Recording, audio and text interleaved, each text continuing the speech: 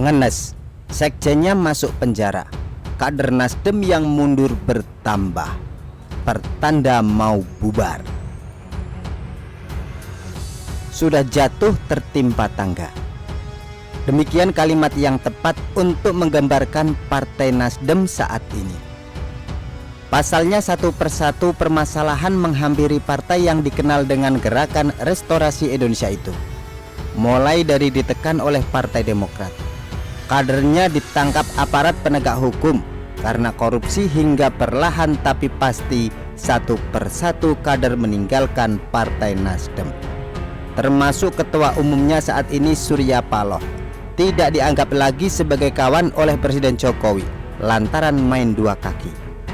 Satu sisi nggak menarik kadernya dari kabinet, tapi di sisi lain menjalin hubungan yang mesra dengan PKS, partai yang sama sekali tidak mendukung kebijakan Presiden Jokowi. Lantas, seperti apa permasalahan yang dialami oleh Nasdem itu sebenarnya? Pertama, ditekan oleh Partai Demokrat. Jadi bagi Demokrat, yang terpenting kepastian berlayarnya.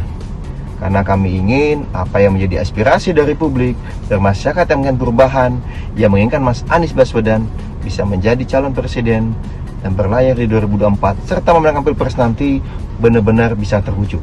Tentu semua sudah tahu kalau partai yang awalnya ormas tersebut mengusung Anies sebagai bakal capres 2024, yang itu diikuti oleh PKS dan Partai Demokrat.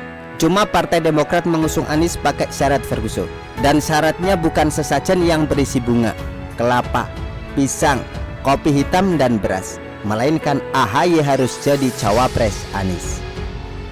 Sementara keyakinan Nasdem, AHY bukanlah cawapres potensial, sehingga Anies bisa kalah kalau menggandeng ketua umum Partai Demokrat tersebut. Namun Paloh tidak berani secara terang-terangan menolak AHY, lantaran partainya membutuhkan Partai Demokrat untuk memenuhi syarat presidensial threshold 20%. Kesempatan inilah yang dimanfaatkan oleh Demokrat untuk memaksa Nasdem mengusung Anies AHY. Kalau saja Pak Anies tahun ini menjalankan ibadah haji, maka pengumuman capres-cawapres Anies AHY tepat dilakukan sebelum keberangkatan, agar di Tanah Suci bisa dipanjatkan doa kemenangan. Demikian ujar Ketua Bapilu Partai Demokrat Andi Arief sebelum Anies berangkat naik haji dulu. Tidak hanya itu, Andi Arief juga pernah mengancam Paloh, Anies dan AHY harus dideklarasikan paling lama bulan Juni 2023. Dan kalau itu tidak dilakukan, maka Partai Demokrat akan mengevaluasi dukungan kepada Anies. Soal ancaman mengancam ini bukan isapan jempol belaka, karena diakui sendiri oleh Bendahara Nasdem Ahmad Syahroni. Mereka, Partai Demokrat, maksa pokoknya untuk AHY mendampingi Anies. Demikian ujar Wakil Ketua Komisi 3 DPR itu. Hanya saja sekarang bisa dibilang Demokrat masih bertoleransi. Pasalnya meskipun sudah bulan Juli dan Anies AHY belum juga dideklarasikan, tapi partai tersebut masih setia mengusung Anies, gak pindah haluan mendukung Prabowo. Akan tetapi tetap saja harga diri Nasdem yang tercoreng. Maka yang ngusung Anies duluan kok. Mereka pula yang diancam oleh partai nyaris gurem Demokrat. Kedua, Sekjen Nasdem diciduk Kejaksaan Agung lantaran korupsi. Sebelumnya, memang banyak yang berharap menteri dari Nasdem sebaiknya direshuffle. Alasannya karena partai tersebut sudah tidak sejalan lagi dengan Presiden Jokowi. Di samping itu, menteri dari Nasdem juga minim prestasi. Masih banyak kok kader partai lain yang masih setia mengusung Presiden Jokowi yang potensial untuk diangkat menjadi menteri. Jadi mendebak menteri Nasdem dari kabinet sebenarnya tidak rugi sama sekali. Hanya saja, entah apa sebabnya Presiden Jokowi tidak kunjung mereshuffle mereka. Yang terlihat justru ketiga anak buah Surya Paloh tersebut dibiarkan mengundurkan diri, sehingga tidak perlu dipecat seperti Sudirman Said dan Rizal Ramli. Nggak sadar diri juga, alias nggak mundur-mundur. Terakhir, salah seorang di antaranya yakni Johnny G. Plate terpaksa dipecat dari Menkominfo lantaran korupsi. Sekjen Nasdem itu pun tidak hanya didepak dari kabinet, tapi kini juga mendekam di penjara. Jelas kasus korupsi yang menjerat kader Nasdem ini sedikit banyak berpengaruh terhadap elektabilitas partai yang berdiri pada 2011 itu. Apalagi sekjen sebelumnya, Rio Capella, juga terjerat kasus korupsi, semakin memperburuk citra partai tersebut. Dan permasalahan ketiga, perlahan tapi pasti satu persatu kader mengundurkan diri dari Nasdem. Ternyata tidak hanya partai umat yang banyak ditinggalkan oleh kader, tapi Nasdem juga. Berikut di antara nama-nama yang sudah keluar dari Partai Besutan Surya Paloh itu. Mulai dari Niluh Jelantik, Anak Agung Ngurah Panji Astika, Siswono Yudohusodo, ex-Menteri Perdagangan Enggar Tias Tolukito, hingga puluhan kader Nasdem Salatiga.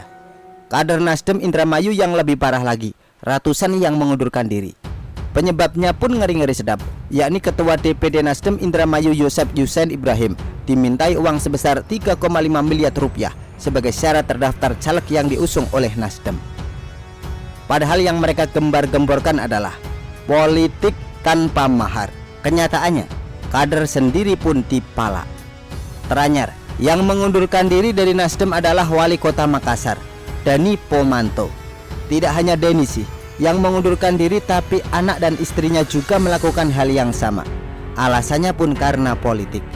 Artinya, pandangan politik kepala daerah berdarah Gorontalo itu sudah bertolak belakang dengan apa yang dilakukan oleh Nasdem saat ini.